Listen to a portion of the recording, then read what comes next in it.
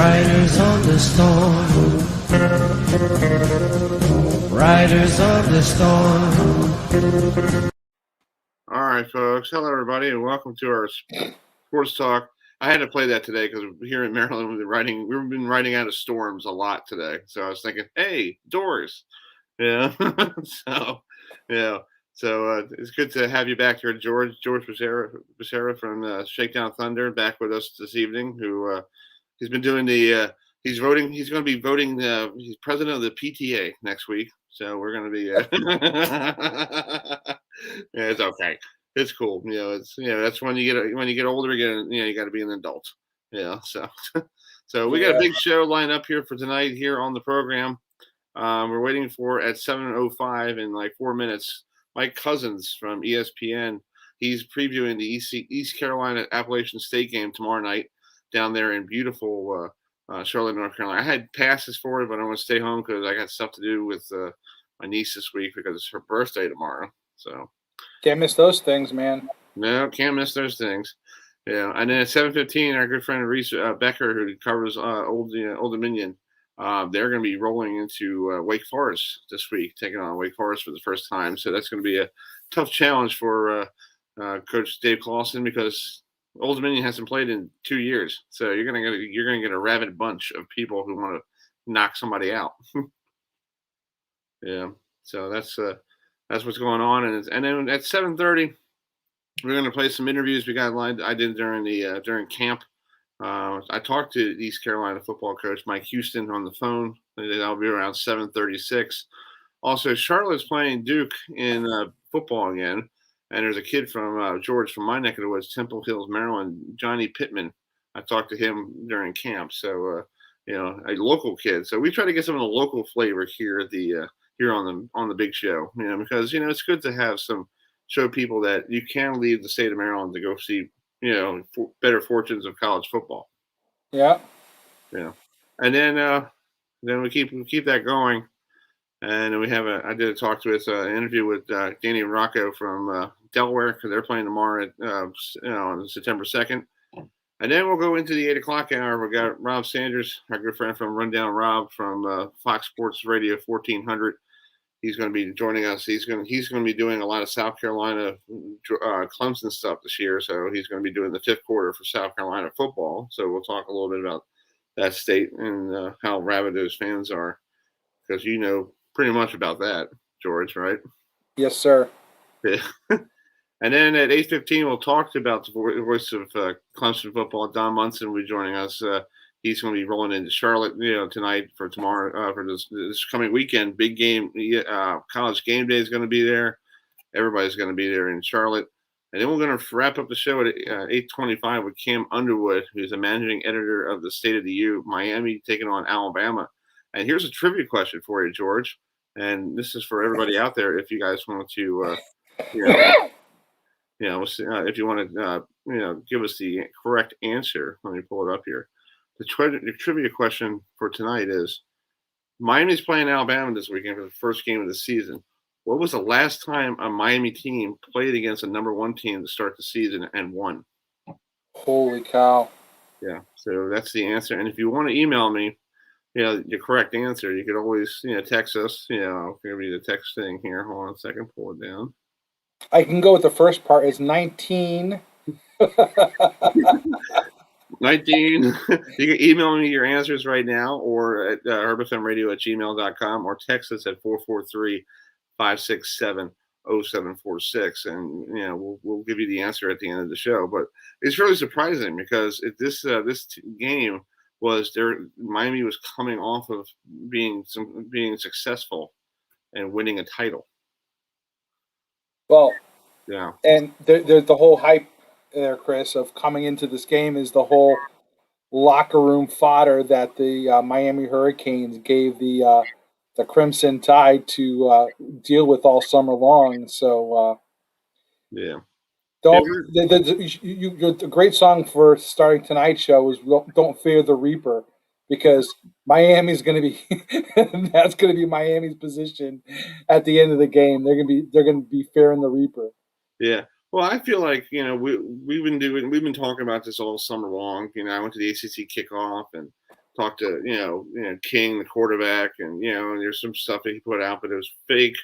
Because he said to me, I never said that, because he was saying that he doesn't care. He's gonna beat my Alabama, and I'm sorry, but people don't want that. That's like something you want to put on in somebody's locker room, and it's this poster. Well, Do you really want that? well, and when you think about this, if you've been paying attention to what's going on at Alabama recently, Coach Saban has had to keep his players in check. The guys not wanting to do their thing, and that that is not an acceptable thing in a Coach Saban locker room. No, it's not. And so it's interesting. You have a Miami Hurricanes team that was talking smack, and you have an Alabama Crimson Tide team, and they're not wanting to practice. They don't feel that they need to do something, and Yeah. what's going on? That's to me. It's like because they came off a national championship, and some of them think they don't have to practice because there's this new whatever's in this. Like you have that name licensing brand thing. So now, name, image, and licensing. yeah. So now licensing, everybody wants to like Likeness. I want to have McDonald's as my sponsor. So what? Go play football. Yeah. Who cares? Yes, I know you should get paid when you should get some kind of money when you're in college because you're dirt poor and you don't have a job. But come on, you're ruining this sport, and you're ruining what college football is. It's going to turn into the NFL, the D League, and like NBA does, and we're going to, people are going to turn away from it. You can thank the NCAA for that. Yeah. And that kid that came out of high school to go to Ohio State, making a $1.5 million payday. $1.5 million. Who's his agent? I'm gonna make a phone call. Like, come on, man. I want a big recruiting deal. I work at Home Depot. Come on, come on. Or for blank, give me some money.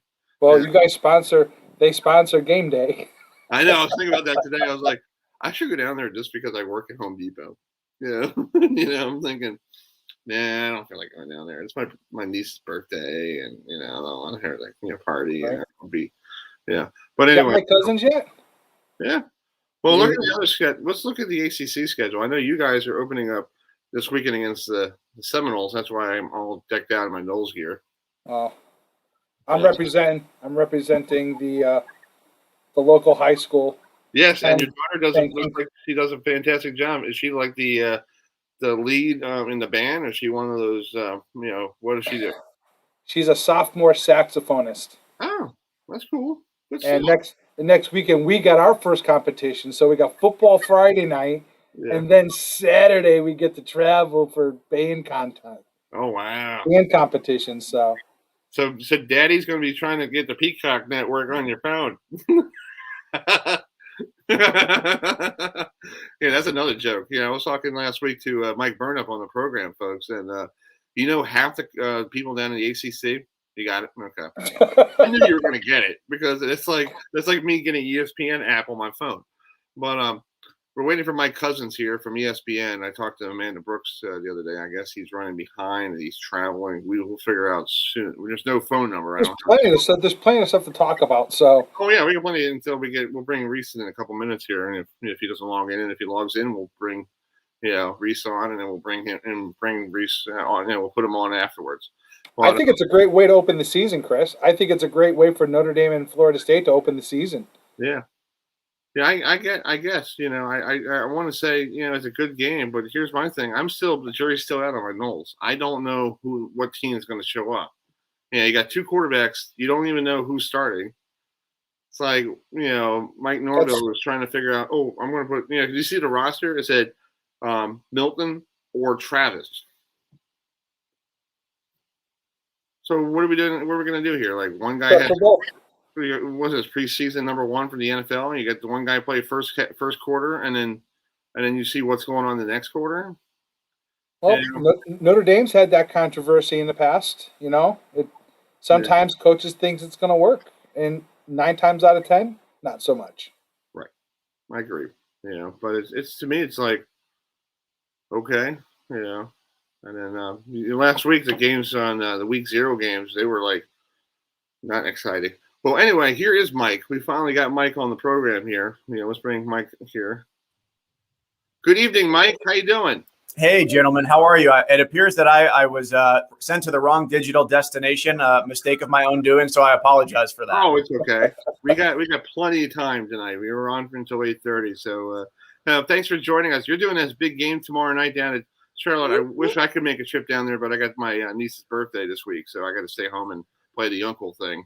But I'm sure she'll be glad to have you there. You can still have the game on in the background. Yes, we'll put it on in the background. That's what we're going to do this weekend with Miami and Alabama and everybody else. But talk about this game in East Carolina and Appalachian State, two old rivals. They haven't played each other in a very long time. Going to Charlotte, do you think it's going to be a packed house tomorrow?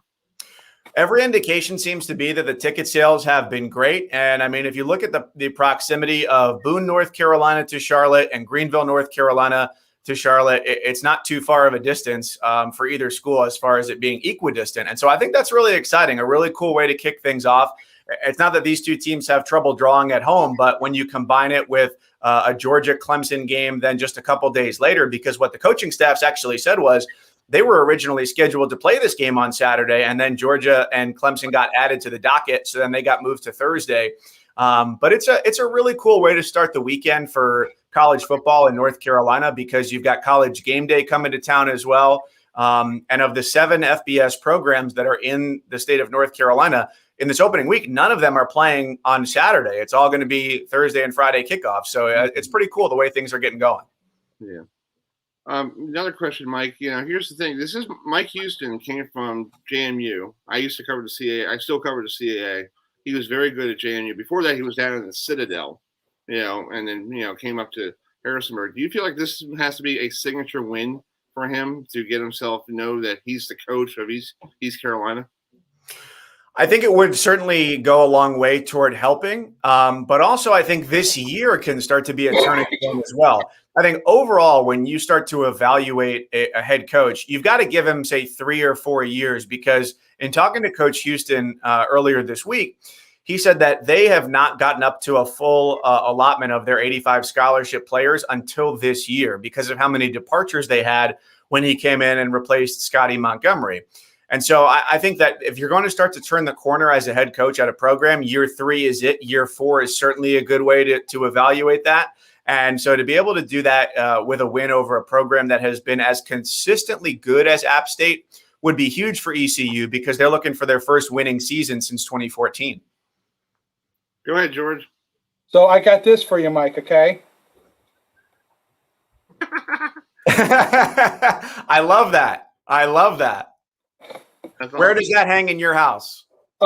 That's right downstairs by the big screen TV where I watch all my games. You're putting everyone on notice right away from week 0 on all the way through the college football playoff, right? Absolutely correct. The first thing you see when you come downstairs, besides Newt Rockney hanging on the ceiling, hanging on the wall. So the only problem is I would get in trouble if I stop talking when the game is on. So I have to say that I'm going to blow right through your stop sign there. Little ticket there, right, Mike? White borders are optional. White borders are optional. Man, George, you got some good goofy stuff over there. I wish I had that. It's all about the props, man. It's all about the props. Yeah. Mike, so after the crazy stuff we've been through this last year, how awesome is it going to be to actually be in a booth? I think, I look back to last year, and there was a couple times, maybe 3 times, I think, in total, where I was supposed to get on a plane on a Friday and be at a game on a Saturday. And it came down to maybe 90 minutes before I departed to go somewhere. And I got a phone call from my producer that said, hey, positive COVID test on one side or the other. The game is off. And so we just stayed at home that weekend and we didn't have a game. Hearing from these teams, it was so great to hear that the likelihood of that happening is so low this year, because East Carolina, they've told us that their vaccination rate for the team is 100%. App State has said they're at about 94% coming into this game week. And so no team wants to have to deal with, last year it was just, hey, it's a no contest. This year it's going to be a forfeit all around college football. And so it really is a competitive advantage to make sure that your team is as healthy as you can possibly be this year, and to have normalcy and not have to worry about, a team that plays 5 games versus a team that plays 10 games. and to be able to really compare teams on equal footing and say that as a fan of college football, the game that you've been looking forward to all week is going to indeed kick off. Yeah, that's true. Yep, for sure. Hey, Mike. Also, here's another thing for Appalachian State. Doesn't get tough. It gets tough next week when they have to go down to South Florida and take on Miami. Yeah, Miami's going to come in A, happy, or B, ticked off. Yeah, so we don't know what Miami squad is going to show up there in Coral Gables, because you're playing the Bear on Saturday afternoon at 3:30 in Atlanta. Yeah, you're going to have you got to see what Manny Diaz has up his sleeve. It's two very big weeks to open the season for App State. They're going to be favored to win against ECU, but they're going to be playing in NFL stadiums, the Panthers Stadium and then the Dolphin Stadium, in back-to-back weekends. Not only to mention on top of that, they're losing a great starter at quarterback, a multi-year starter, and they're welcoming a new and relatively untested starter in Chase Bryce, who started out at Clemson and then last year was at Duke. I think their biggest question mark with him is going to be, how accurate is he going to be? How good of a decision maker is he going to be? Because he threw 10 touchdowns last year, but he also threw 15 interceptions, which led all of the FBS level in college football. So Frank Ponce, the offensive coordinator, has said they've really talked to him about making sure that the 4 and the 5 yard passes that he might have given up last year and said, you know what, I need to try and make a bigger play. On this roster, he has so many talented pieces around him, whether it's guys coming out of the backfield or the wide receiving core. You don't have to try and make those big plays. Another interesting point he made was, going from Duke, you're jumping from a team that's in the bottom half of your league in the ACC talent-wise now to App State, where you're expected to be one of the top 2 or 3 teams in your league talent-wise. That's going to make a big difference for a quarterback, and that's what App State is hoping for. Totally, I understand that. And Chase Price, like last year, and he was under the shadow of Trevor Lawrence for a while. And I felt last year when he went to Duke, it was like, okay, you're at Duke. All right, what's going on? Would you like? And I got to say, Duke with Coach Cutcliffe, he is a quarterback guru. I don't know why it didn't work out there, because I felt like, he has the Manning brothers on, probably on speed dial. It's like, hey, can you come down here ASAP there, Peyton? I know you're not doing anything, because I feel like Chase could have learned a little bit better, and now he's in App State, and like you said, he's now in a better program, and I feel like he got to show the world now tomorrow night that he's not a prodigy of what Dabo Swinney had. Yeah, I think it's absolutely a message to be sent for him to say, I am the guy who was recruited to play at one of the best programs in college football coming out of high school, and to be able to prove that to himself and to other people. One of the disadvantages that he faced last year was that Sean Clark at App State told us they did not have an in-person meeting as a team last year until the week of their first game. So to be able to try and develop chemistry is probably a lot more difficult when you're not meeting those players who you spend so much time with in person. And what I thought was interesting that Chase Bryce had to say about the transfer portal, even though he's a guy who has transferred twice, was we hear so often the criticism of, well, guys want it to be easier for themselves now, which I don't begrudge anyone for wanting to go to a better situation. But he said, make the most of where you are and then evaluate that situation. And if it doesn't work for you, then go do that. But try and make it work first where you are, which is not always the criticism that we hear. We tend to think that guys leave because they just don't like it and they pick up their stuff and leave. And so he was saying, bide your time, see what works. But to jump into a team like this that has ready-made talent around you, I don't think anybody could say no to that. Hey, Mike, let's talk about the elephant in the room, and I'm not talking about the Crimson Tide. What do you feel the state of college football with this whole name, image, and licensing and likeness situation, how it's going to affect the season? I don't know that it's going to make a huge difference. I think I saw either today or yesterday, all the days blur together when you've got a game on a Thursday and every other game is on a Saturday. But that Quinn Ewers had signed another big deal that could, have his endorsement money worth north of $1 million. But this is a guy who's not even the starter or the backup at Ohio State. So I wonder how businesses will evaluate this into the future to say, are we getting our best return on our investment, or are they going to go with more traditional marketing routes of commercials, through schools and sponsorship in stadiums and activations with fans to do things that way? There was interesting information from Open Doors, which gathered a lot of information throughout the month of July. And it said that the average NIL deal was somewhere around $435. But that's blown out of proportion by some of those bigger end 7-figure, 6-figure deals that the median value was somewhere, I think, in the neighborhood of like $43. So not very big. Most of these things were on social media. And I think that about 80% of the deals were given to Division I football players. So it's tilted heavily in that direction. But I bristle at the notion that this will somehow cause division in locker rooms and that it won't be able to be handled by coaches and players, because that's always been the case. Before college football players could receive money, which I think they should, it should be an open labor market as it is for any other college student. But there are always players who are stars, who are bigger stars than others, who get more playing time, who get more media attention. Look at the NFL. There are some guys making $16 million a year, and there are some making $600,000 a year. I don't think they begrudge each other because they know that talent sets the bar for what you're going to be able to make as a player. And so I think that's just the trickle down here to college football. It'll be fun to watch those things, but I think for fans and for us, it won't really hold a lot of interest, because really what's still the most important thing is what's always been the most important thing, and that's the game.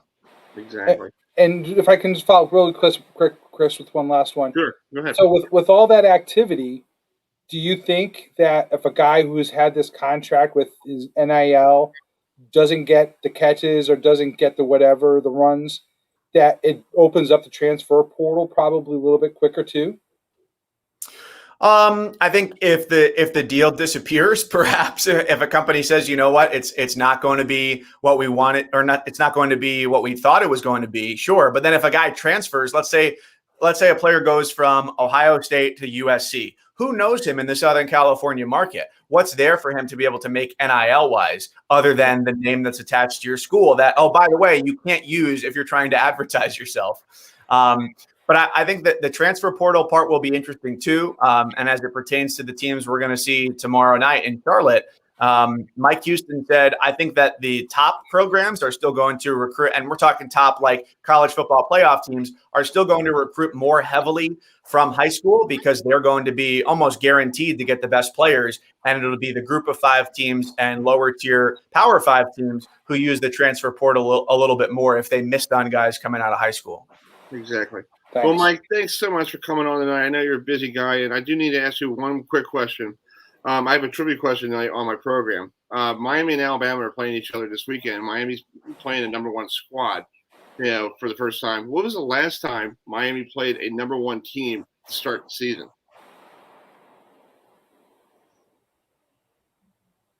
You've stumped me. I don't know. Well, I can't tell the viewers yet. I'm trying to see if they know, but I'll let you know down the road. But it's back when some guy named Jimmy Johnson was around. That's all I'm saying. So I don't know if I was walking at that point yet. I was like, what? I'm like, hey, be careful there, okay? He wasn't born yet. We're only talking about youth. No one's talking about anybody being old. Well, Mike, thanks so much for coming on. Enjoy the broadcast tomorrow night. You can watch Mike and Dustin Fox. And after this game, you're on the road to good old Arkansas, right? Yeah, we're going to see Rice and Arkansas, an old Southwest Conference matchup there as Arkansas debuts a new quarterback. So it's a great weekend of college football for everybody, Dustin and myself included. And thanks so much for having me. A pleasure to talk to you guys. No problem. Be safe. Thanks, Mike. We'll keep in touch with you down the road. Look forward to it. Thanks. All right, man. See you. Have a good night. All right, man. Yeah, that's Mike Cousins, who is the ESPN broadcaster. I love that sign. That's pretty cool. Awesome. Let's bring in Reese Becker. Yeah, before we move on, folks, if you want to email me that answer, if you know the answer, email me at hermethumradio@gmail.com or text me at 443-567-0746. I just want to see if anybody knows, because I know my brother knew, because he's a Miami Hurricane fanatic, and I was trying to see if anybody else knows. So let's bring in Reese Becker, who are you eating dinner, sir? No. Okay. I was like, I haven't had anything to eat yet, man. I'm like, what? No, I ate a long time ago. I'm fine. That's awesome. Well, week 1's here finally, bud. I know we had you on the beginning of the in July. We were sitting here waiting and counting the days, and it took it felt like it took forever to get to this week. So how's Old Dominion ready to go against Wake Forest this week? They're as ready as a team that hasn't played in 2 years can be. And so you got, Dave Colson's going to have a wild animal this weekend ready to go. I mean, I think Dave Clawson's a good enough coach to where he can figure out what's going on. Yeah, that's true. By the way, I know the answer to your trivia question. Okay, let me see if you got it. 1993. No, no, it's later. It's earlier. It's in 19. It's in. Jimmy Johnson took over. It's basically in the first right after they won in 19. I'm not trying to give you the year, but it's like when they won their first title in 1983, the next year. And I just Okay. gave it away. Yeah, And you gave save away. Jimmy Johnson's you know what for me. But I'll give you guys the answer at the end. I have it at the end of the show. But anyway, hopefully anybody. I just want people to see people tuning in. So Yeah. anyway, so so let's talk about this game coming up. First time then they're playing Wake Forest. Mm-hmm. Coach Ricky Rude is his first full year. His name is Ricky Ronnie. First full year, came from Penn State. Research. So what's the vibe around? Have you been to any of these? I have been to all the practices. I have all the practices media are allowed at. Media day. Had an interview with him yesterday about midday. Okay. Team looks good. The team looks good. I tell you, for you, those people who don't see the practices, who don't see the work people putting in, they're going to doubt them. But hey, you guys haven't seen what the real media in town have seen, and they're ready to go. Don't think just because this program hasn't played in 2 years, they're not going to be ready to go. This is a talented program, a host of Power 5 transfers, a host of highly recruited guys, and then ODU is not a slouch just because the national media have been all over their practices. Right. Hey, Reese, I'm all for the small guy.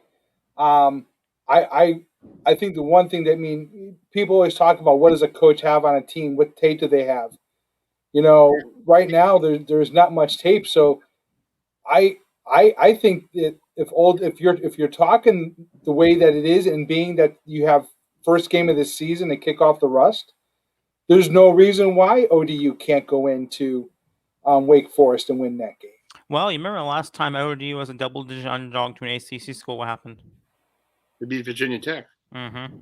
In Norfolk. In Norfolk, I was at that game. I have photos from that game. But 32.5-point underdogs Friday. I don't know if a win's going to happen. I think they can keep it close. Listen, this entire offensive line, you got 3 Power 5 transfers, 2 guys who started. Mm-hmm. The quarterback, if it's who I think it's going to be, because Ricky Ronnie hasn't named a quarterback yet. He doesn't have to till the game time. Right. If it's who I think it is, he has some experience. Power 5 receivers, highly recruited cornerbacks, a young defensive line, a good linebacker core, a returning kicker, a returning punter, or a freshman punter, returning long snapper. Why can't ODU win? Right. I'm not sold on Wake Forest. I'm sorry. I'm not sold on them because I feel like Dave Clawson he's a good coach. Don't get me wrong. I don't try to badmouth any coaches because I know different universities love their coaches in different ways. George loves Brian Kelly, and to me, I think Brian Kelly is okay in my book. But you love Brian Kelly, and some days Brian Kelly loves you. It's okay, but but I'm just saying, I just feel like I'm not sold on Wake Forest. I feel like Wake Forest is doing this. When you get your like today with the rainstorms around here because of the hurricane, I feel like he's in the mud and you can't get moving. I feel like he starts getting himself going and then something happens and he goes backwards. Mm-hmm.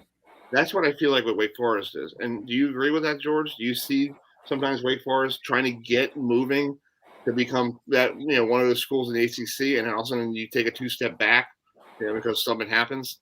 They just play from behind because of the teams in their division. Right. It's brutal.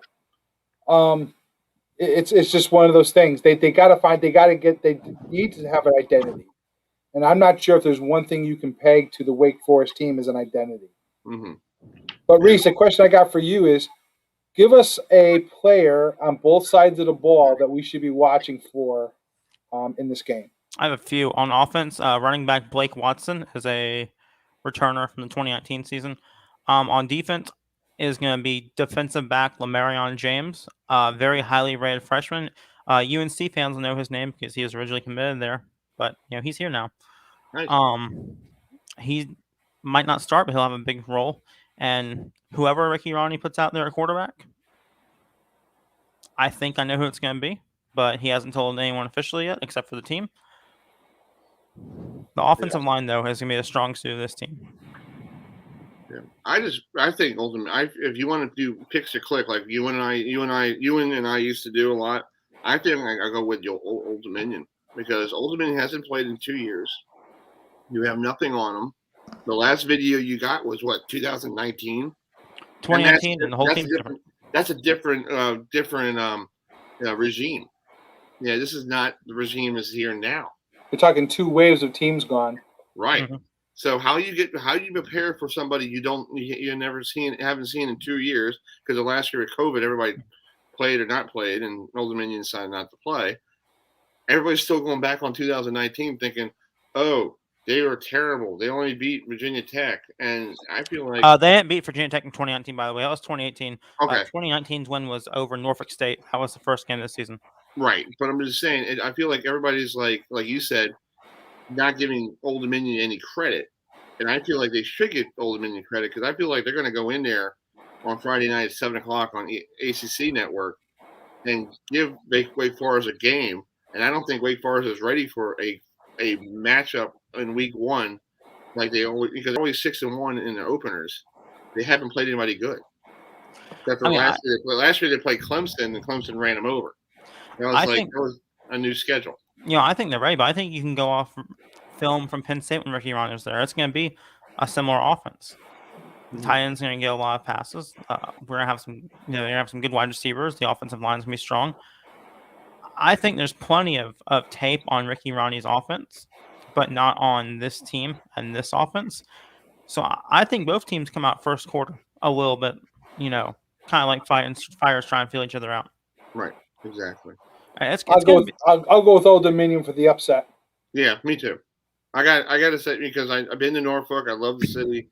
Yeah, the Tide is a very nice place to watch baseball. They need a better baseball stadium, just my opinion. It looks kind of like looks like somebody just put something in the middle of nowhere. But it's a great stadium. In the middle of nowhere, it's on the river. It's adjacent to a major. It's adjacent to a major interstate.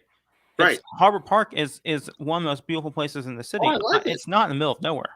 No, I like it, but it still has. You know why? It used to be a Mets AAA affiliate, and it still has all the classic Met players that came through Tidewater or Norfolk, and it's great. It's great. I went there for a game a couple years ago. Chris Tillman was pitching for the Orioles, and I walked around. It was everything about Darryl Strawberry, Dwight Gooden. I'm like, where's anything about the Orioles? And they're like, well, we haven't got a chance to switch it. I'm like, okay. And I'm like, this is still a Met ballpark. It's one of the last old time stadiums. Yeah, it's right on the water. Like the right field is like literally if you hit right over the fence, it goes in the creek there. It's a nice ballpark. Don't get me wrong, I like it.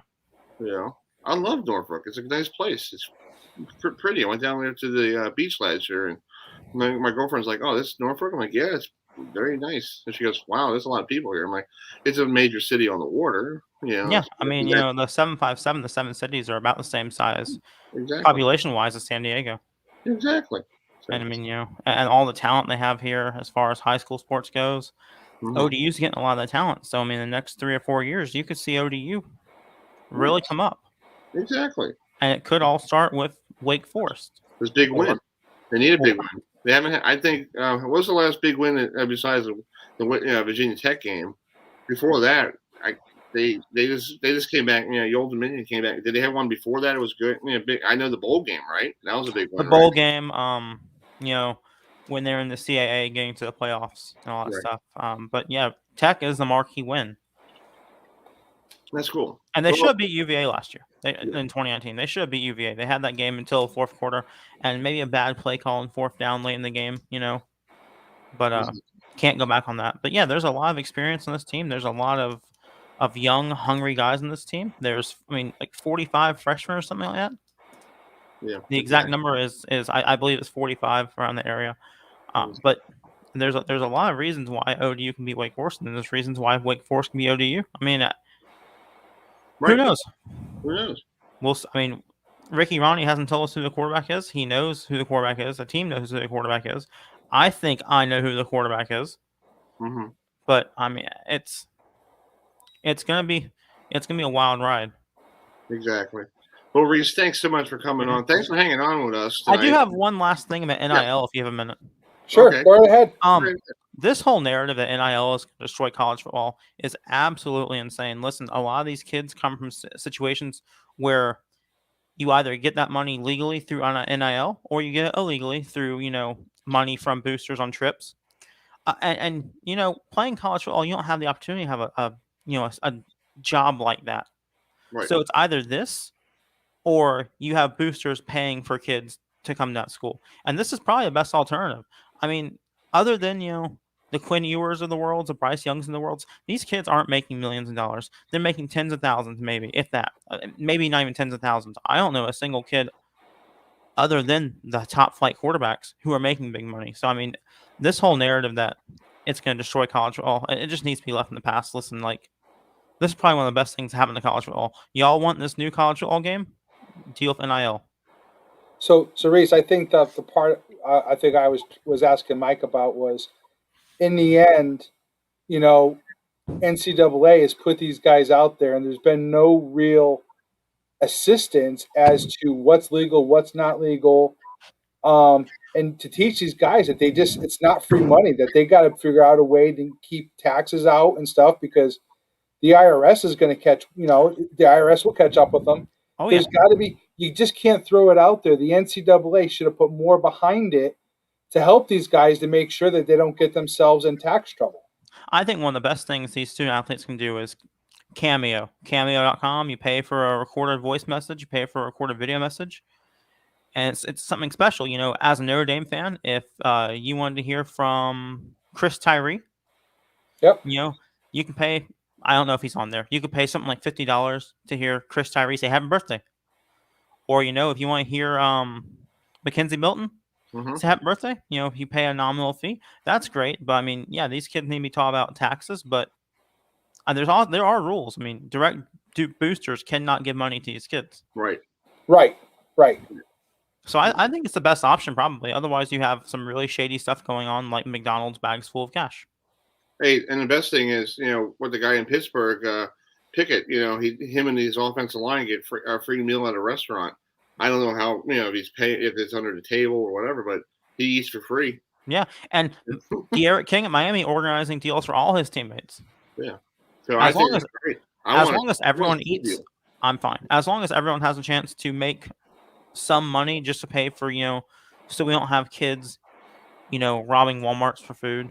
Right. As long as we have make sure these kids are taken care of, because without them, we're not talking about college football right now. Exactly. All right, Reese. Thanks so much for coming on, buddy, and we'll talk to you down the road, all right? Yep. Go ODU. ODU, man. See you, bud. See ya. All right, man. Yeah, that was Reese Becker. Yeah, I got a little, heated there at the end. Apologize to the folks there. Hey, it's okay. You're passionate about your team. Hey, George, you're passionate about Notre Dame. I'm passionate about Florida State. Maybe this weekend you and I probably won't be talking. Oh, we'll be talking. No worry about that. My brother Will. Yeah, he's a Miami Hurricane fan. He talks trash to me even like 2 months before we play. I'm like, dude, and even he talks trash even on fantasy football. There's gonna be a white flag of surrender in my inbox at halftime.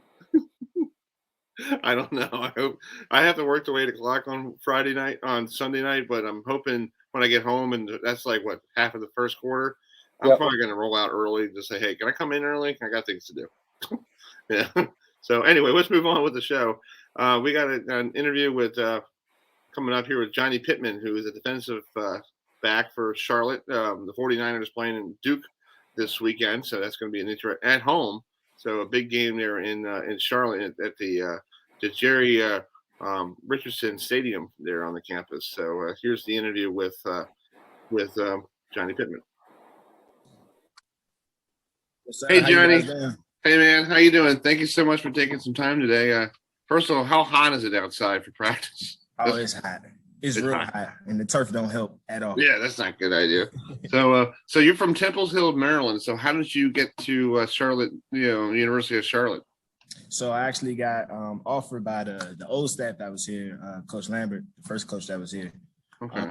They went and came up and gave me an offer from film, so that's how I was able to come to Charlotte. So it was between when I was committing, it was either Charlotte or like Ohio, and I was just like, let's go to Charlotte. Closer to home. Yeah. So yeah, I love it here in Charlotte. Yeah. What do you like about Charlotte? Because I've been down there a couple of times. I have a friend who used to live down there, and he's now in Tampa. But it's very nice and quiet little city if you stay away from the other side of town. Yeah. Yeah. I just feel like Charlotte just continued to grow and grow and grow, and it's just like you were part of the city growing. Yeah. I don't know. I just love it here. That's cool. You're never gonna be bored in Charlotte. No, and plus the food is good. The barbecue is good. Food is really good. Yeah, you can be like, hey, I don't want to go to football practice. I want to go get a barbecue, something like that.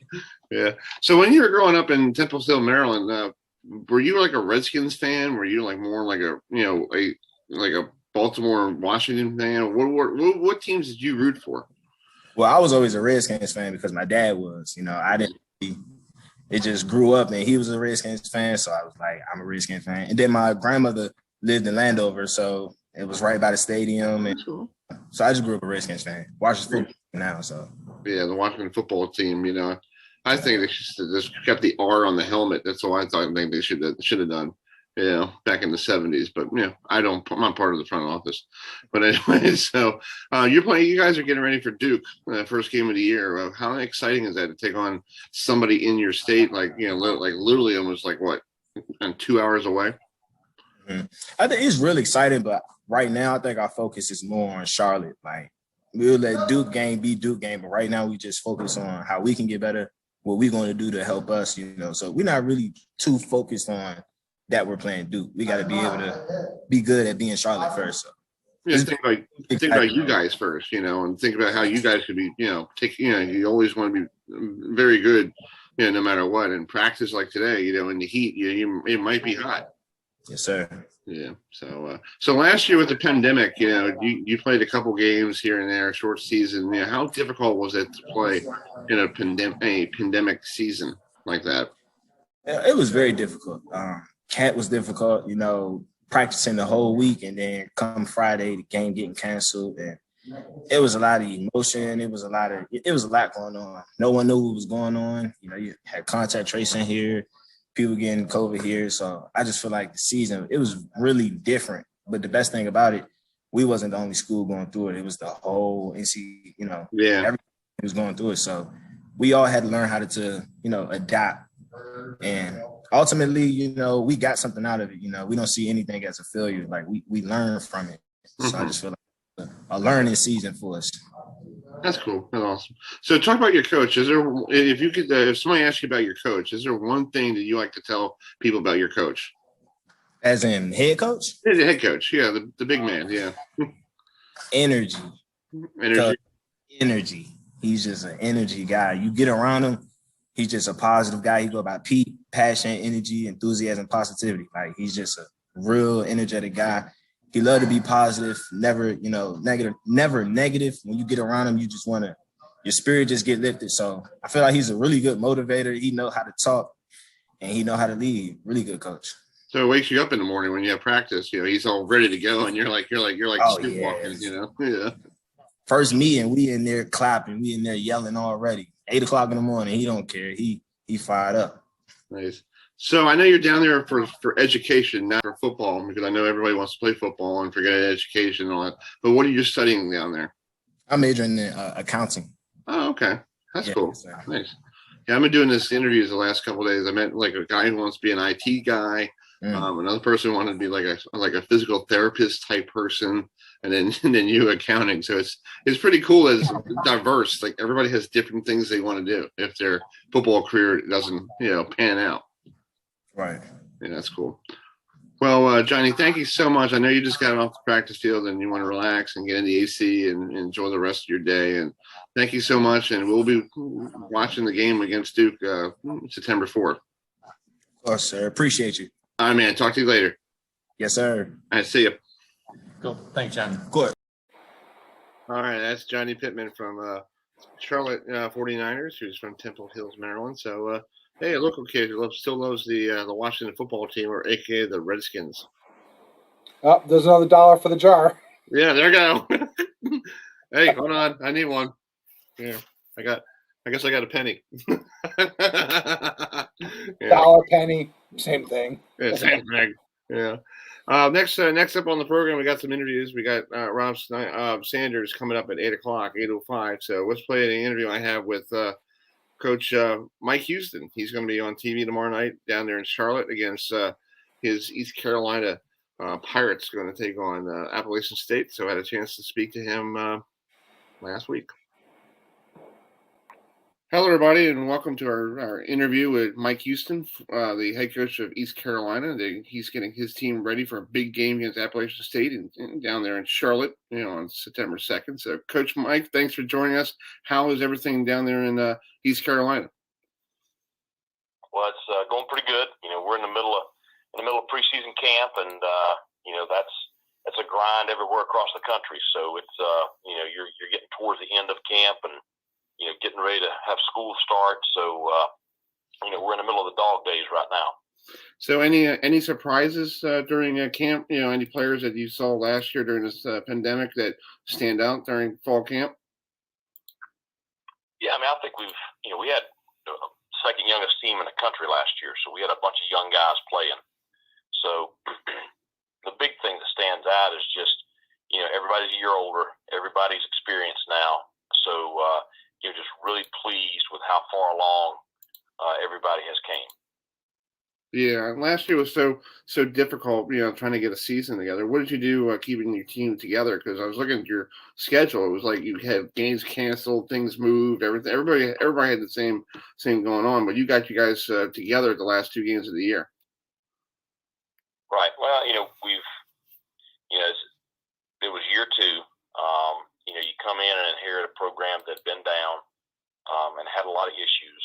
And so we worked very hard that first year trying to get the roster cleaned up, and which is why we were so young.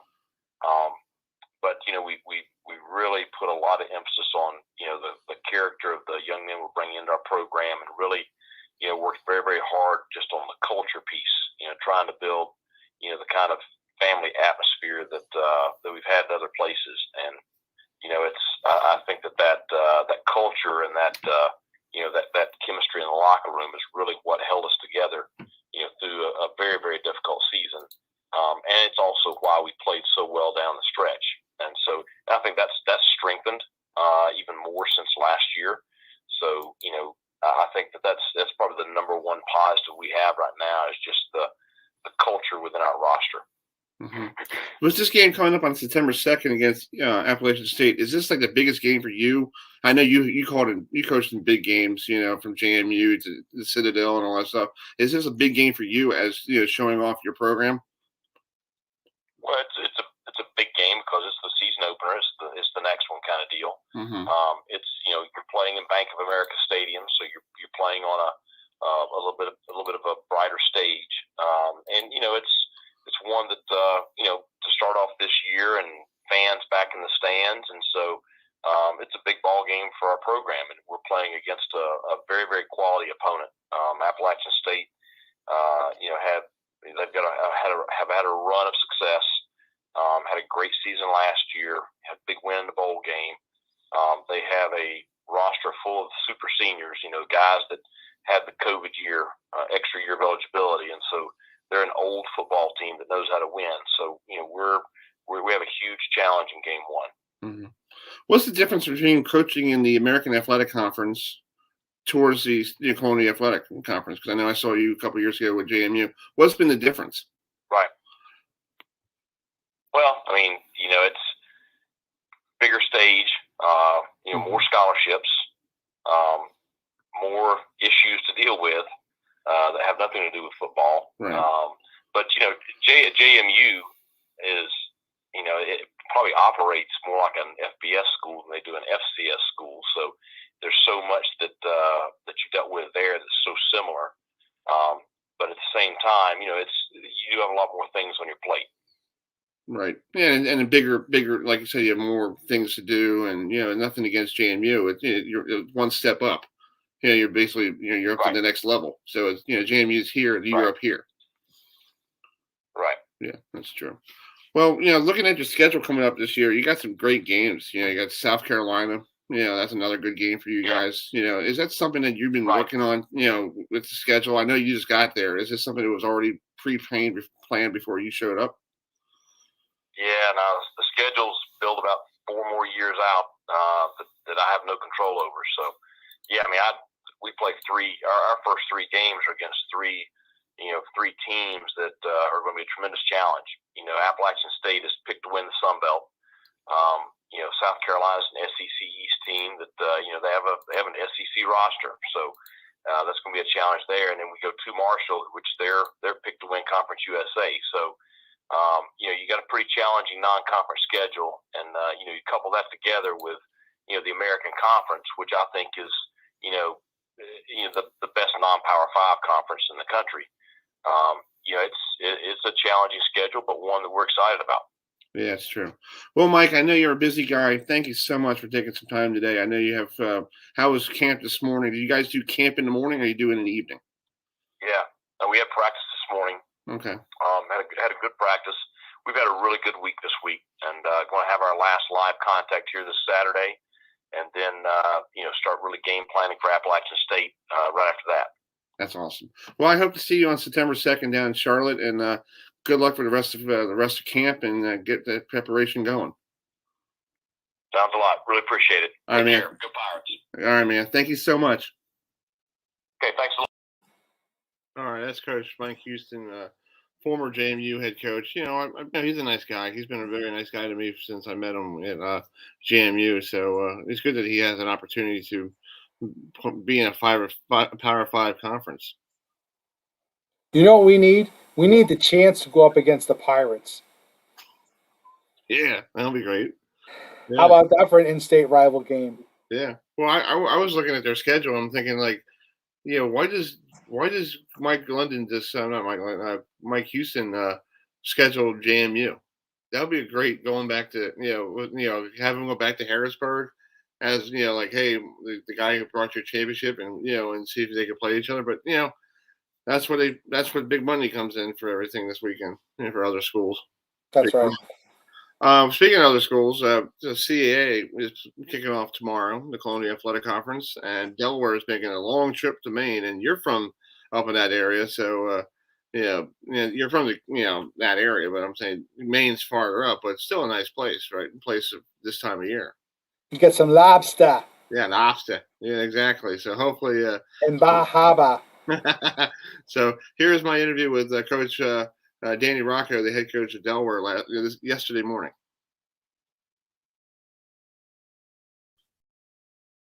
All right. Good morning, everybody. I'm here with head coach of Delaware's football, Coach Danny Rocco. They're getting ready for the big game on Thursday against Maine. So, Coach, thanks for taking some time this morning. So how's this week getting ready for this Thursday night game? Well, it's been a quick turnaround, coming from the spring season. We played 8 games in the spring. So this is kind of unprecedented here. We had a good camp. I think we made some good decisions as to, the volume of work that we did and just trying to manage the roster and the amount of, contact, kind of get some separation from the spring season to the fall season. So, Thursday night, up at Maine is something we're really excited about. And really, it should be a really good football game. This is a, really proud program up at Maine. And we kind of had the upper hand last year here in the COVID cycle. We got off to a fast start at home and kind of never looked back. And that never really happens when you play Maine Black Bears. So this is going to be a really good football game. And, we're excited to get the season kicked off Thursday night. Are you going to see anything different from this game than the one in the spring? Because in the springtime, everybody was like, okay, I don't know what we're doing. We're just going to play. And if everybody's okay, are you going to see something totally different from March 6th when it was my birthday? Well, happy birthday, belated. Yeah. I would say, I think you're going to be more into a normal kind of a season cycle, with our conference. This last season, spring season with our conference, Towson didn't play. Okay. A couple teams, I think New Hampshire played 1 or 2 games. A couple teams played 4 games. So you never really got to see what all was out there in the league, so this year I think it'll be different.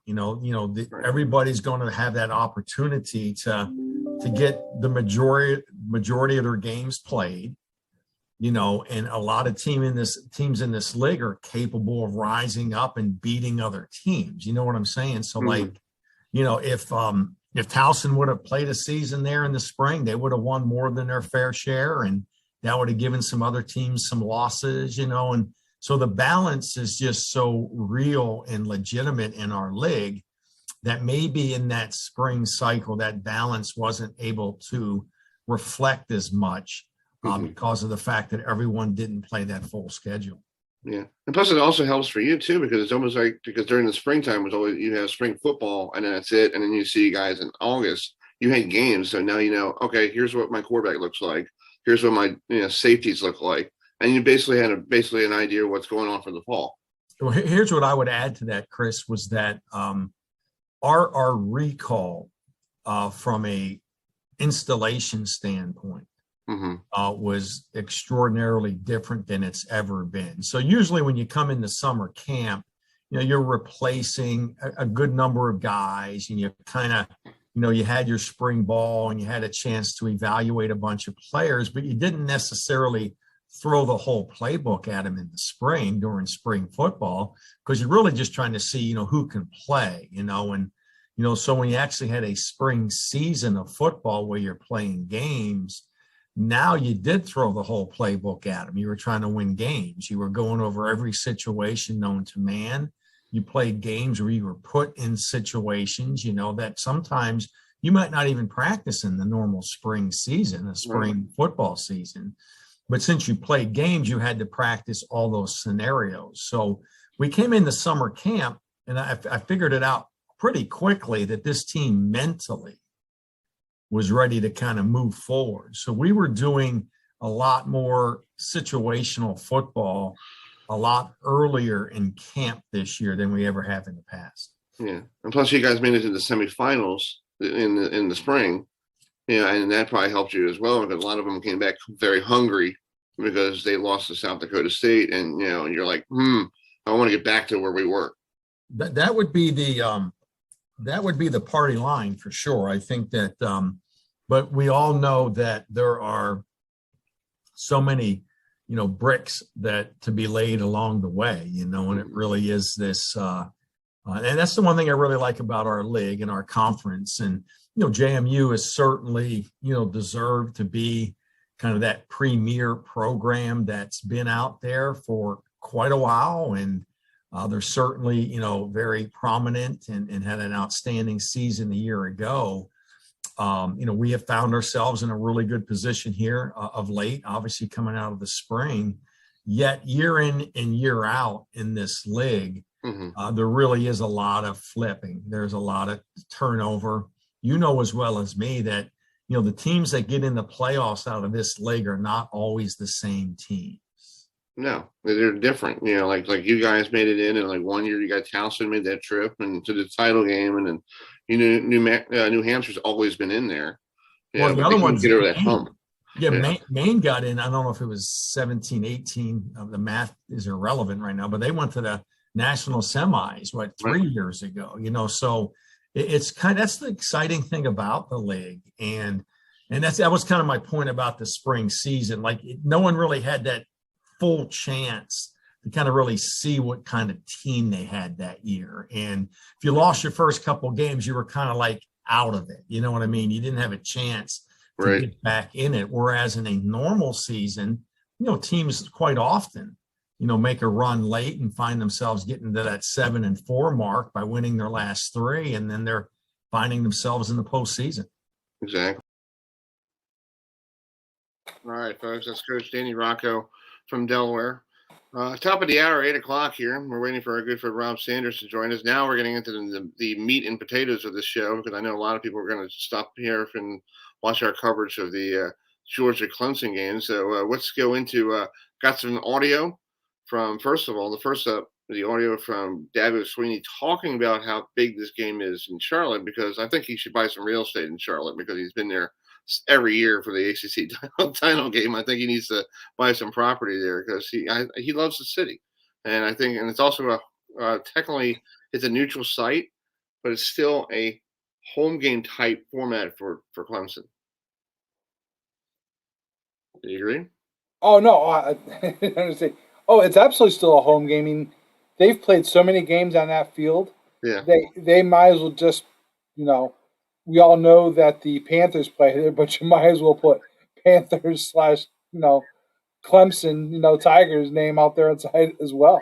Exactly. So here's Dabo Sweeney talking about this game coming up this weekend. Up as an opener.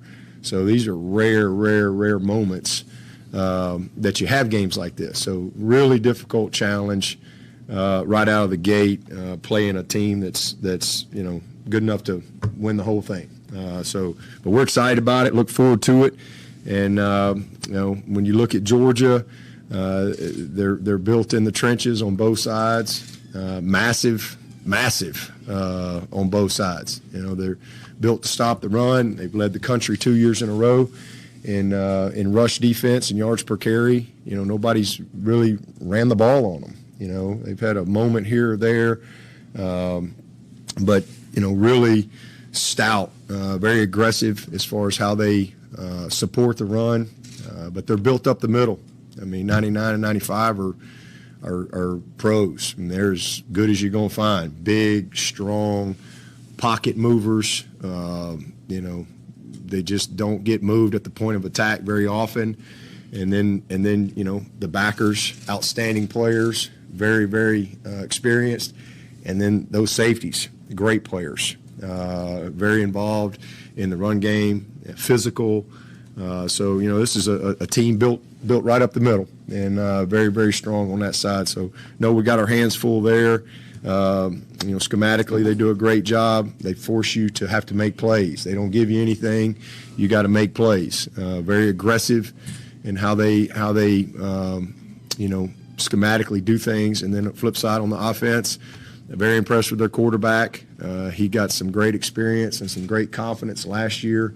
With how the season ended for them, made some big plays in some critical moments. Down in you look at the Mississippi State game, late in the season. I mean, they had some tight plays right there, and he made 3 or 4 throws, to get that go-ahead score. They dropped a couple of them, and he just kept battling, kept putting the ball right where it needed to be. So just really impressed with his moxie. You can tell he's a good leader. He's got great arm talent. They're going to get off the bus, running the football and play action, shots down the field. I mean, there's not a lot of dink and dunking going on. They got a great screen game that they will manipulate you with, but they want to run the football and they want to get the ball over the top of you. And this quarterback has the ability to do it, and the receivers as well. They've recruited very well. Again, good players all across the board. So a lot of those guys we recognize from recruiting and those type of things. Some of them don't have as much experience, but they're incredibly talented. Trevor Lawrence was a true freshman and won a national championship. So good players are good players, and I know they'll have those guys ready to play. But man, their receiving core, they got some guys. All right, we're good with Dabo Sweeney there. He's going on and on how Georgia. He basically. Dabo, it could be a car salesman. He could sell you a car. He can tell you what's inside of a car and how great the car is, and what kind of car you got. I feel like I want to buy a car from him today. So that's what I feel like. He's an all around coach. Yes. You know what I'm saying? He knows what to say. He knows how to downplay situations. He knows how to take the stress off his players. He puts the onus on himself. Right. And he sells the program. That's what Jimbo Fisher used to do, and with Florida State, and now he's doing Texas A&M. And I had a chance to talk to Jimbo today. It was cool. I got the number to call in the SEC teleconference call, and I got in. So nice. Yeah. So I'm trying to find the interview. So let's bring in our good friend Rob's. Rob. Hey, Rob, what's up, buddy? What's going on there, friend? How are you? Doing good. Welcome back to the program. And do you agree that Dabo Sweeney could sell you a car? Well, he sold insurance before he was a coach. Right. So, I mean, he was a graduate assistant at Alabama under Gene Stallings. Left the program, sold insurance for a while, then came back as a wide receiver coach. So, yeah, I mean, and being a coach is selling. So, yeah, he could probably sell you a car if he had to. He does. He sounds like one of those car dealers. I want to go down here. You want this car? Come get it. There's a good car. And then I might get a good deal out of it. But I have the car just for you. Yeah, exactly. Well, big game this weekend. Big game for you. First of all, congratulations on getting the fifth quarter for the South Carolina football games. That must be pretty exciting. You're going to be at the stadium for home games and at home for road games. Actually, I will. I do not have to go to the stadium, which is good because stadium is full of people, and I don't want to commit myself to doing 12 games or 8 games or all of that. I like the idea of being in my own little studio with, just me and 6 TVs, and I can watch whatever games I want and not have to deal with other people. So, and that sounds kind of silly, but I mean, there's nothing wrong with that. I mean, I'm right in the heart of it. I mean, I can go to practice. I can do all that if I want to, but in reality, I'd much rather be in studio because you get a better pulse, in my opinion, of what's going on around the country. Oh, I agree. And you got your own TV. Like right now, I'm watching Alabama, Birmingham, and Jacksonville State. That must be the first game of the year on ESPN events thing. But it's like, okay, not bad. Right. Football's football. Yeah, not bad. So anyway, with this big game coming up for this weekend up in Charlotte, you had a chance every year at the ACC kickoff to talk to Dabo Sweeney. Yeah, he seems like he's a nice guy to talk to. You've got a chance to talk to him every year. Is there anything that you learned about him this year that you didn't know 2 years ago? Well, I mean, Dabo Sweeney's going to be the same coach. I mean, his mentality is, and he'll tell you this if you sit down with him. It's about Clemson. That's basically everything revolves around Clemson being Clemson and Clemson not beating Clemson, which, I think that's great for him to live by up there. And he's kind of ingrained that with his team. They all roll together, and, they got a tough matchup with the Georgia Bulldogs. I've got some cool stats here for you about his counterpart, Kirby Smart, who there's a lot of love for Kirby Smart across the country, but I'm one of these people that I just don't see it. And he had a top 3 overall roster as far as rated by 247 Sports, and he couldn't win the East last year. And I know people are like, yeah, well, injuries, that doesn't matter. You had guys, you're telling me you ended up playing your 4th-string quarterback. If that happens because your 2nd and 3rd string aren't effective, then that's an issue on the coaching staff. But some notes about Kirby Smart. He's played 3 games against teams that have more talent than he has, which means they're rated as higher rosters. He's 0-3 in those games. He's played 63 games against teams that have less talent. He's won 83% of those games 52 times. He's played 30 games against top 25 teams. He's won 19 of those games. That's about 63%. But here's the other interesting part. Georgia is 3-9 overall against AP top 5 teams. And this is a monkey that he's going to have to slay. Right. And until he does that, it's hard for me to take him seriously because you see all of that talent that they have, and they consistently come up short.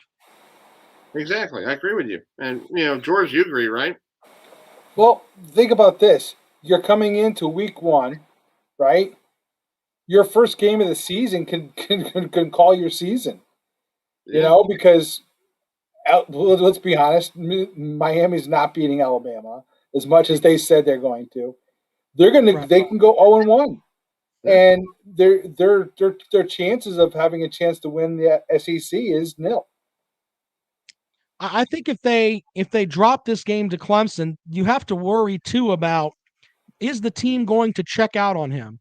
And what I mean by that is that you had a lot of that happen last year where a lot of guys just said they got behind hey, I'm not going to play because of COVID-19. And that's the thing that bothers me with that, is that if you're going to play the first 7 games, then you should play the rest of the season. Right. I mean, COVID was a bigger deal in August than it was in October. And so, I mean, he couldn't keep a hold of the program with that. But the other thing too is that will that if they get popped on their nose on Saturday, are they going to get geared up? Now, the rest of their SEC schedule is hot dog water. They draw from the West Auburn, who is they've got some problems, and Arkansas, who's picked to finish last. The rest of the East is not very good. Florida's completely rebuilding, so they could roll through the rest of that SEC schedule. But if they draw Alabama in the national champ in the SEC championship game, it's not going to work out well for the Bulldogs. Yeah, I agree. And yeah, we're here with Rob Sanders, our good friend from Columbia, South Carolina, who does Rundown with Rob every afternoon, on Fox Sports Radio 1400. Really good show, dude. On my way home from the ACC kickoff, I got a chance to listen to you on the way home. Thank you so much for keeping me from not falling asleep at the wheel. I appreciate that really much. It was great. But but I agree with you with Georgia. If they lose this game, they could still get to the SEC title game because the only in Georgia's schedule you have to beat. You beat Clemson or you lose to Clemson. You got to beat Florida, and then you beat your rival Georgia Tech. That's all you have on your schedule. Right. Yeah, and Georgia Tech, to me, and about Georgia Tech, they're rebuilding with Coach Collins. Nothing against Coach Collins, but I just feel like Georgia Tech is not there yet. They're definitely a little ways off. Now, on the other side with Clemson, I think that Clemson will have some issues getting into the college football playoff if they lose this game on Saturday and win the ACC. And the reason being is that if Cincinnati goes through their schedule and they go on the road 2 straight weeks, they play, I think it's at Indiana and at Notre Dame back-to-back in the middle of the season there. If they go through those 2 road games, which are really tough, and they win the conference that they're in, they're going to be in the college football playoff over a 1-loss Clemson team that wins the ACC title. So this game is really, really important. I mean, in my opinion, it's the first knockout game of the season, and it's not even Labor Day. Jeez, I agree. This is what college football is all about. And I also did some stats for you too, Rob. I found something. Wow. Yeah, I did some Clemson. I looked at it in the Clemson notes. Did you know this? I didn't know. Did you know that in the overall series between Georgia and Clemson, Clemson is 1-6 at neutral sites against Georgia? They have to go back to the day when we didn't have TV and internet and all that stuff. 1909, and I guess they played on the golf course at Augusta. Yeah, They played on the back 9. Yeah, they played on the back 9. Going, hey, what's up? Yeah, but yeah, but look, I found that out. Georgia's own Clemson in this series. I mean, it's 42-18-1. I think is the overall set of it. But I think it's if you look back though, the majority of those 42 wins for the Bulldogs came from 1974 and back. Right. So if you were wearing a leather helmet, it's kind of hard for me to take you seriously when you're talking about wins and losses. But after 1974, Georgia still holds the edge, but Clemson's been very competitive. Right. And I think that, the Georgia fan base, they think that we're just a much better football program than Clemson. I've had them tell me that on my show, but I'm looking and I'm like, tell us about your division title from last season. Can we talk about that? No. Okay. It's silly. I mean, Clemson's won 2 out of the last 5 national titles. Right. And I think that there's a section of the SEC folks that look at them from the perspective of, yeah, they're the little team that doesn't belong, where in all actuality, the only team that really competes with Clemson on a national front is Alabama. And, they get frustrated with that. And you can put Ohio State in the mix too, But as far as being consistent, Clemson's been to what, 6 straight CFPs? That's the symbol of excellence in my mind. So we'll see how it works out on Saturday. There's a big injury note, too, that we just found out about. Tyler Davis, the run-stopping defensive tackle who's a projected late first-round pick for Clemson, will be out for this game due to COVID-19. Okay. So that's something to put into the mix there. But they have a young freshman that beat out a junior that's going to take over in his spot. So we'll see how that works out with that Georgia offensive line. That's awesome. That's great. All right, Rob. Thanks so much for coming on. And when's your show on again tomorrow? Because I want to tune in to listen to it. Oh, I'm doing the podcast tonight with my brother Carolina Jackpot, who is hilarious. We will have full picks against the spread. Look for us on YouTube at Carolina Jackpot tonight. And then I will be on the rundown tomorrow at 3:00. You can find that on the iHeartRadio app. And I'm on Twitter at Rob Sounds Good. Please come at me with something other than Rob go on a diet, because that just put me for that. Hey, real quick, go to my Twitter page. Who's going to win the game on Saturday night? Vote. I'm going to put this on Saturday morning. The final. Yeah, fair enough. I'll put it out there for you. All right, that works. Hey, Rob, really quick. Has anyone ever told you look like John Kruk? Do I look like no? My brother-in-law says I look like Arn Anderson. Yeah, you did. I was like, Four Horsemen. Yeah. And then my buddy Jackpot says I look more like Ole Anderson, and you're telling me I look like John Kruk. I mean, it's like I guess I just look like a big burly dude. I'm all right with that. Hey, John Kruk's a cool guy.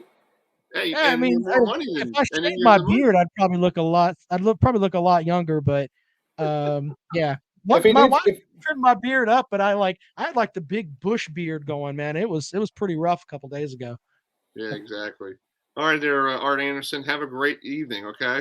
Appreciate you guys, man. Thanks a lot. Take it easy. See ya. All right.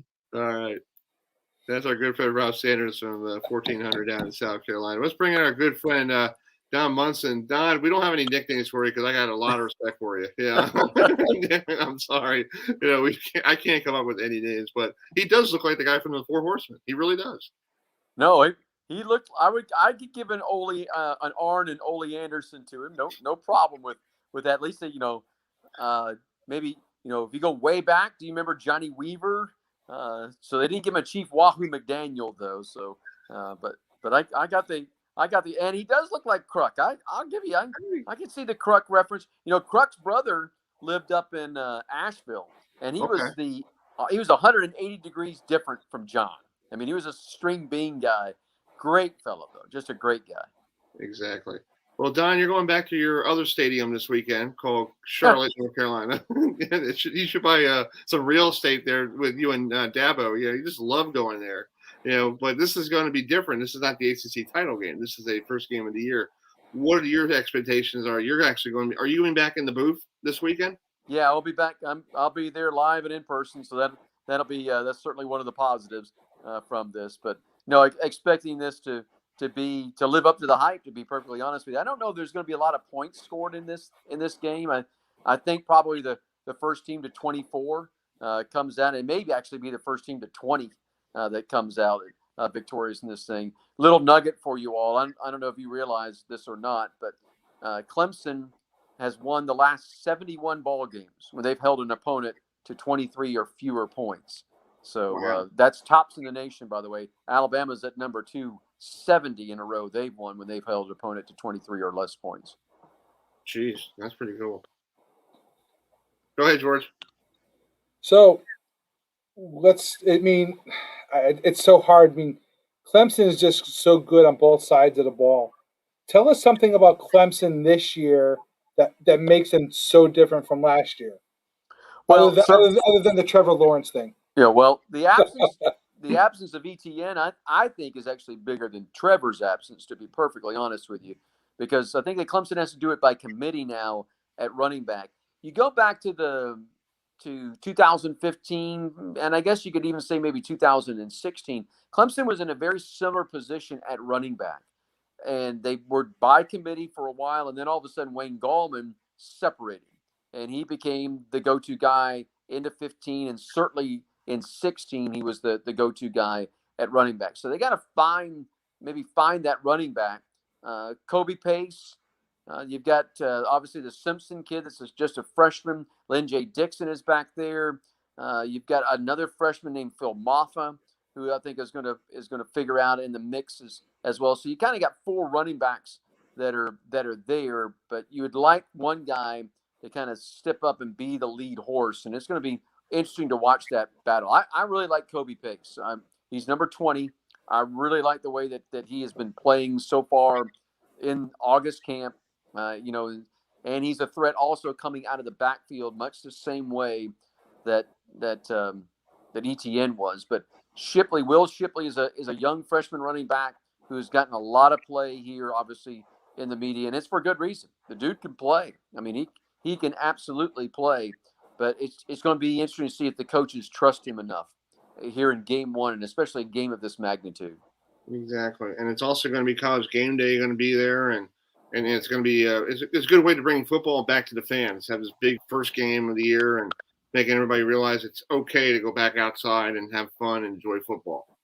No doubt, there'll be 70,000 plus that'll be there in the stadium, in Bank of America Stadium in Charlotte. So there'll be a little buildup. Something tells me that things will get started early on Saturday, and this just continue to build and build. They opened the stadium, I think, at 5:30 to allow fans starting to filter in. But by the time that it's actually a 7:44 kick, so once kick gets there, it'll be all over except the shouting, and it should be turning out, I think, to be a really good ball game. Yeah, I found some facts last night. I was reading the game notes like you do, getting ready. I was like, okay, my broadcast, and I found this little nugget, and I was talking to Rob Sanders about it. Did you know that Clemson and Georgia, when they play on a neutral site, Clemson is 1-6 against Georgia on a neutral site? And the last time they won it, you have to go back to 1909. I don't know if they're playing on the golf course at Augusta or they played on somebody's front yard, But it was like the win was Clemson 5-0. Augusta National didn't exist in 1909. It wasn't built until the 1920s, so they didn't play there at Augusta National. I'm not sure where they played that contest, but you go back and you look at the history of this thing. Certainly, Georgia has had the better end of the stick. Make no mistake about that. They really have had the better end. But certainly, going back into the 80s, 90s. Obviously, the last time these two clubs got together was 14 in Athens. Georgia won that ball game the year before. Clemson won that. But I think what really has Clemson and Georgia fans excited is that this is the first of 4 games that'll be played between now and 2028. The two clubs will get together in 24 in Atlanta for a kickoff classic, and then have back-to-back home games against one another in 27 and 28. So it's a series I think that both fan bases really, really love to watch play. So, Don, we know a lot about DJ. We saw him last year. He played up here at Notre Dame, and that was a phenomenal game. In case something happens to DJ, I've not had a chance to take a look at the roster, but I'm looking at the roster here now. You have this gentleman named Tyson. Tyson Pumachan. Yep. I'm from Connecticut, formerly from Connecticut. I moved out to here about 7-8 years ago. Tell me about him a little bit. Well, he's coming off now an Achilles tear. He completely blew out his Achilles. He's back in 4 months. He just got cleared last week, as a matter of fact, to be ready to go and play in this game. But he's been out there all throughout August camp, practicing the entire time. Just had not taken a hit until last week, and I guess I don't even know that they really allowed him to take a hit last week. They didn't have a scrimmage. They'd already finished up with their scrimmages by then. But Tyson is a young man that is a good, I think, is the kind of backup quarterback that you want to have. He's a big kid, got a good arm, has a good understanding of what you want to do offensively. He's come in and he's played some games before, really more in a mop-up detail than in a real live situation, where the game is on the line. But you certainly don't want to. Neither team wants their number one quarterback to go down. But if something does happen, then Pumachan will be the guy, and I think they feel like that they can go out there and win a ball game with him. Then I think obviously if that happens, emphasis does turn to the defensive side of the football, and you got to keep Georgia off the scoreboard. Exactly. Well, Don, it's going to be a great game Saturday night, and I'll be done doing my uncle duties by the time that game will be. Because I have my niece's birthday. She's 5 years old now.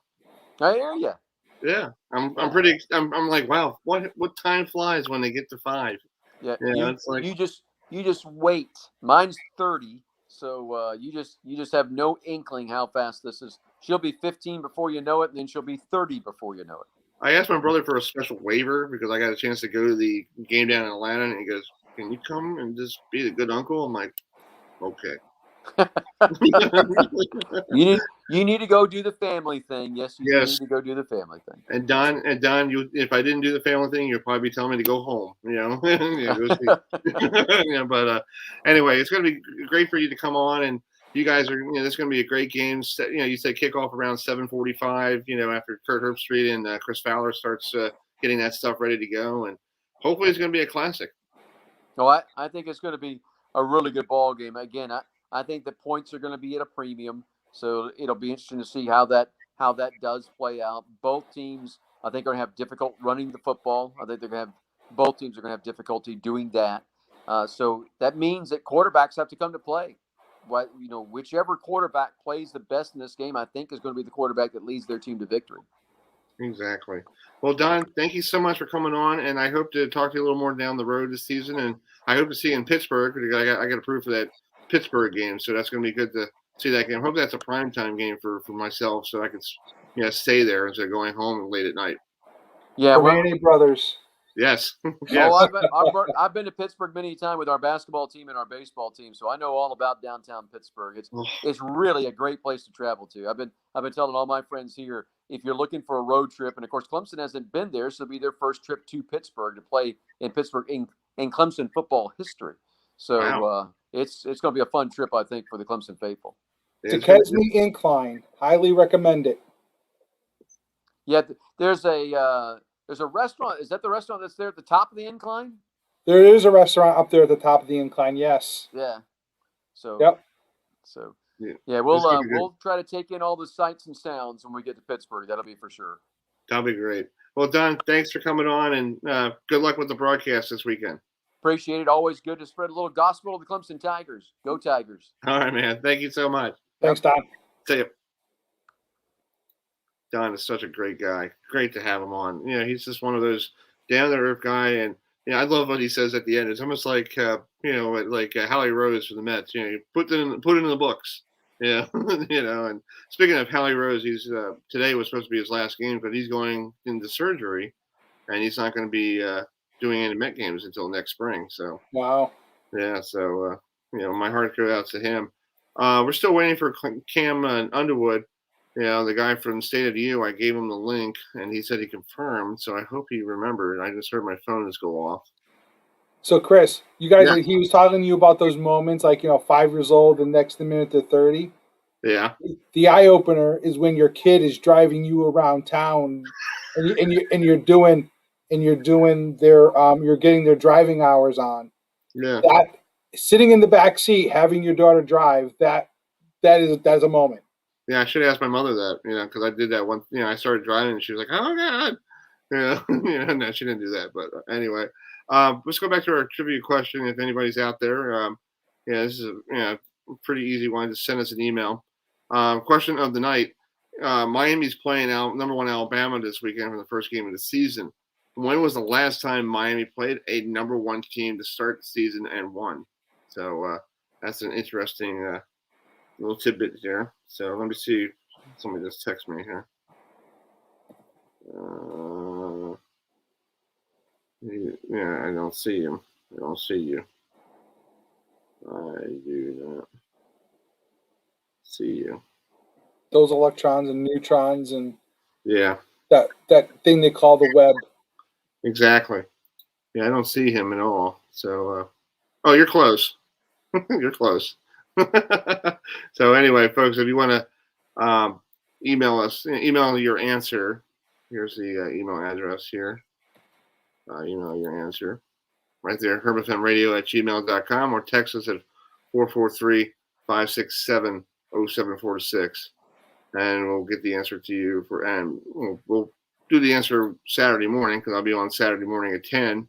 to preview some of the games around here because we got some big games going around here in Maryland, like Morgan State and Towson, and you got Maryland taking on West Virginia, and Navy taking on Marshall. Yeah, it's going to be a good weekend of football games. The here. Georgia Clemson thing is huge. Yeah. That's got national championship implications. Game 1 before Memorial Day, before Labor Day. That's huge. Yeah, let me try to get. I'm trying to get what's his name on the Cam on. Cam's having problems with the server. So let's play. Let's listen to Coach Saban talking about his team. Because he's talking about Miami, how he has to take on a very good Miami squad. I think most of our players would tell you that they're excited about having the opportunity to get into game week, prepare for another team, not be hitting on each other. So this is a great opportunity for our team. I think this is a very challenging game for us against a very, very good team. And, our players have to be able to stay focused on playing one play at a time, especially in opening games. I think sometimes things happen in opening games that are unexpected, maybe you're unprepared for, and you got to be able to adapt and adjust and play the next play and not be outcome oriented, but stay focused on what you need to do to be able to play well in the next play. I also think that's very important in preparation. Every team sort of defines itself by the identity that they create, the effort, the toughness, the discipline, the intangibles that they play with. And, it'll be no different for this team. They have a great opportunity to do that against a very good team. And we always look forward to playing in Atlanta. It's been a city that's been very welcoming to us, and the atmosphere and environment there has always been fantastic in whatever venue that we play. So, I think action is what we're really looking for here. I think it conquers a lot of anxiety and other things, and that action starts with your preparation. All right, folks. That was a little Nick Saban at the talk about Miami. So here's Cam Underwood, our good friend from the State of U. Hi, Cam. Thank you so much for coming on. I always I have your email, and I'm like, gotta go. Are you right-handed or left-handed? I had to go with the closer. Yeah, no, I'm right-handed. So, all right, cool. You're a good closer. That's good. I got a question for you. I've been using this trivia question all night, and I was doing some research yesterday. This is a question I've been asking all evening, and a lot of people are getting it closely right, but I don't know if you know this one. Okay. Okay. All right, let me pull it up. Okay, the question is, Miami's playing Alabama, number 1 Alabama this weekend for the first game of the season. Last time Miami played a number 1 team to start the season, and they won.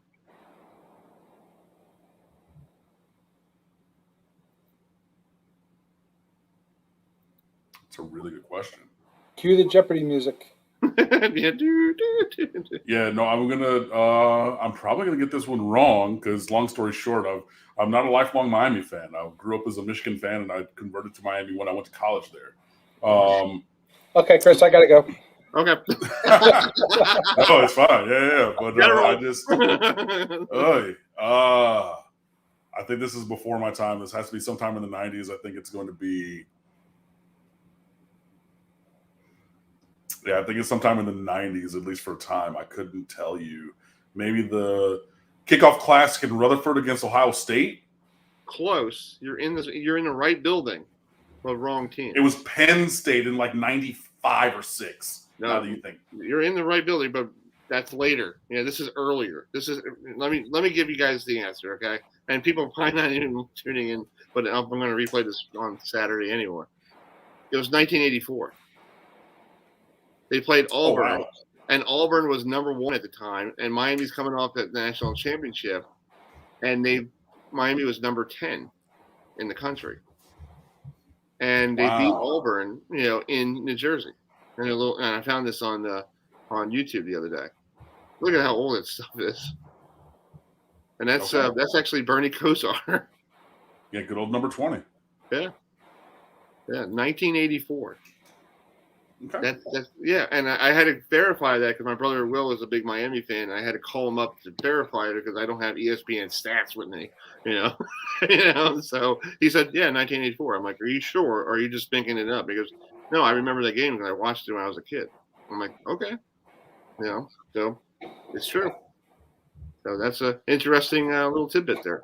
Anyway, coming up this weekend against Alabama, can Miami knock off Alabama? That's the question. Give me a second. I'm going to load it. My internet's doing something crazy. Yeah, he froze. Yeah, I saw him froze. He was like, like that. Yeah.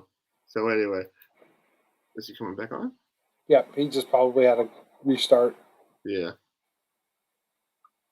By the way, Chris, I'll say, since you got the new computer, you've had no glitches in your broadcast. Keep your fingers crossed. Sometimes I'm in an old house here, Yeah, it's like like today I was doing stuff with Kurt Herbstreit. I couldn't get in to ask a question or anything, but it was like the lights were flickering. I'm like, oh no, please don't. Yeah. So all right, here he is. All right, Cam, can you hear us? Sorry about that. Oh, that's okay. Internet. Yeah, you love technology. Got it. Everybody loves technology.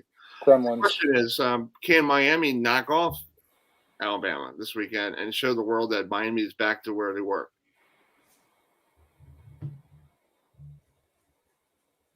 I don't think can you hear me? I think he's having internet issues. It's probably because of the rain, because of the hurricane around here. Can you hear me? I messaged him. Okay. He can't hear us. Okay. All right. Well, we'll try to get him on next week. How about that? I'll tell him we'll get him on next week after the game. Yeah, we'll fix it. We'll fix it. Yeah. We'll tell him we'll get him on next week. I'll make sure we'll get it. Yeah.